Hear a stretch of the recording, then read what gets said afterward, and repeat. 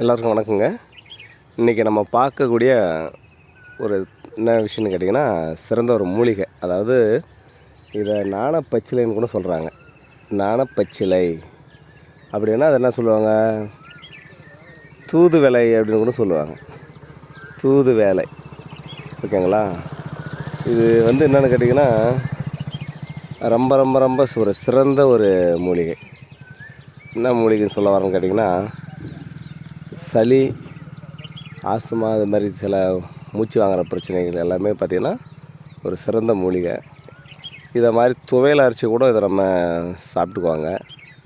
துவையல்னா நம்ம சாப்பாட்டில் துவையல் பண்ணி அப்படியே சாப்பிடுவாங்க. இப்போ அந்த மூலிகை எங்கே இருக்குது, அது எப்படி இருக்கும் அப்படின்றத நம்ம இப்போ கொஞ்சம் பார்க்க போகிறோம். அதை நான் உங்கள்கிட்ட காமிக்கிறேன், கொஞ்சம் இங்கே பாருங்கள். அதோடய பூவும் மருத்துவ குணம் தான், அதோடய காம்பு, அதோட இலைகள் எல்லாமே அந்த மருத்துவ குணம் உள்ளது.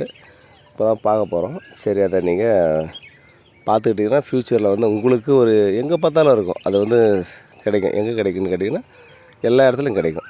அதாவது செடி ஓரம், செடி மேலே ஏதோ சார்ந்து தான் இருக்கும். எது மேலே ஏறி இருக்கும், பறந்துருக்கும், அப்படி தான் இருக்கும். இப்போ நான் உங்களுக்கு காட்ட வரோம், பாருங்கள். ஓகே, இது இருக்கு இல்லைங்களா, இதுதான் தூதுவளை. தூதுவளை வச்சிங்களேன். இது பார்த்திங்கன்னா ரொம்ப ரொம்ப ரொம்ப மருத்துவ குணம் உள்ளது. இது கிட்ட பார்த்திங்கன்னா குளோசப்பில் காட்டுறேன். முட்களாக இருக்கும். இந்த இலைகள் ரொம்ப ரொம்ப ரொம்ப நமக்கு, இந்த இலை தான் நமக்கு ஃபியூச்சர்.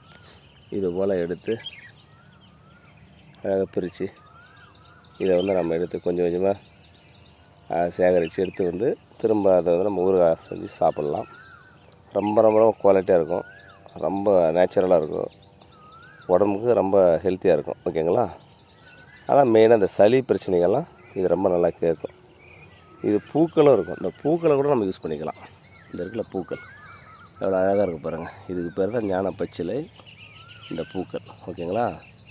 இதெல்லாம் பார்த்து இது பண்ணாமல் நம்ம எடுத்து சேகரித்து அழகாக எடுத்து நல்லா சுத்தம் பண்ணி அதுக்கப்புறம் அதை நம்ம யூஸ் பண்ணும்போது அவ்வளோ பலன் இருக்கும்.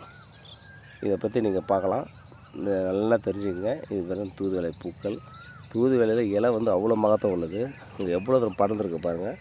இது போல் தான் இருக்கும் எல்லாமே. உங்களுக்கு தெளிவாக பார்க்கணுன்னா இப்படி தான் இருக்கும். ஒவ்வொரு பூக்களும் எப்படி இருக்குது பாருங்கள், சூப்பராக. இது பேர் தூதுவளை. இதில் நிறைய மருத்துவ குணம் இருக்குது. அதை நீங்கள் நிறைய கூட யூடியூப்பில் பார்த்தீங்கன்னா உங்களுக்கு புரிஞ்சுக்கலாம், இது பண்ணிக்கலாம். வேறு ஒன்றும் இல்லை.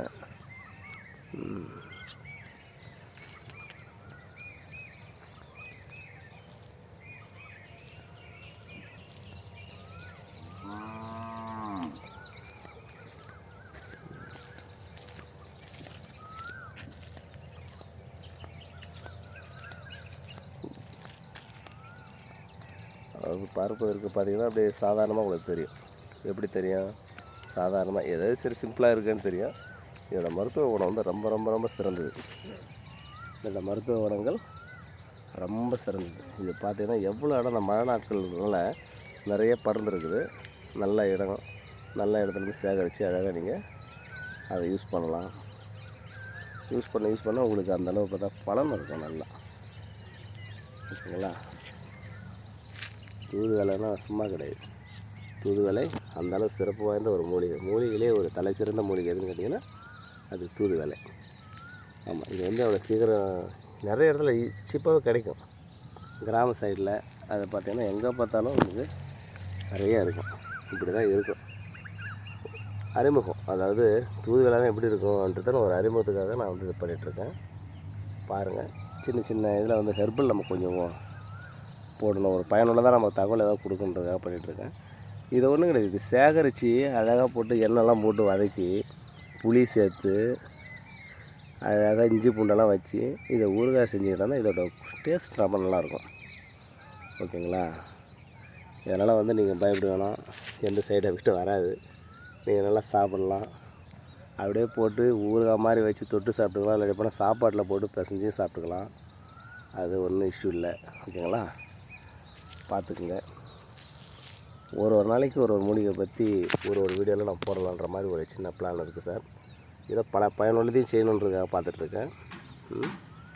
பாருங்கள், இதுதான் அந்த மூலிகை.